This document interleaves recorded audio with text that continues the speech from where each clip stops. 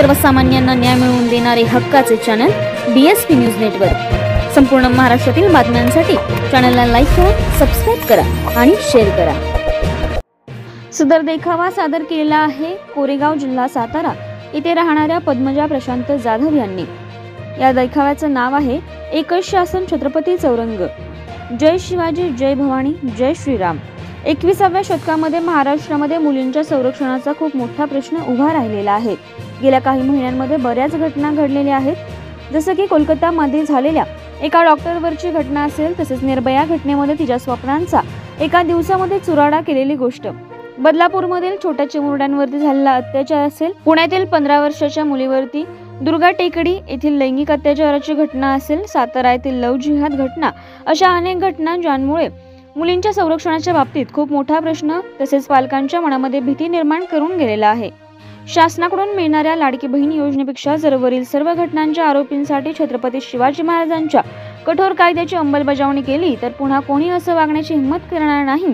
त्यासाठी सर्व महिला, मुली, बहिणी यांनी शिवरायांची शिकवण घेऊन तलवारबाजी, दांडपट्टा, लाठीकाठी, छुरिका यांसारख्या मर्दानी खेळांची शिकवण घेऊन आपली प्रत्येक बहीण, प्रत्येक मुलगी, प्रत्येक महिला ही एक दुर्गा तयार झाली पाहिजे। यासाठी संपूर्ण महाराष्ट्रामध्ये बरेच कार्यकर्ते कार्य करीत आहेत, जसं की विश्व हिंदू परिषद, दुर्गा वाहिनी, बजरंग दल, सर्व कार्यकर्ते कार्यरत आहेत।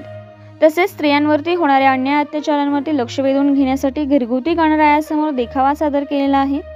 शासनाला एकच विनंती आहे, तुम्हाला कायदा कडक करता येत नसेल तर आमच्या शिवरायांच्या विचारांचा आदर ठेवून हे सर्व आरोपी आमच्या ताब्यामध्ये द्या। एकच शासन छत्रपती चौरंग करून देऊ। पुन्हा कोणत्याही मुलीवर, बहिणीवर किंवा महिलेवर अशी वेळ येणार नाही।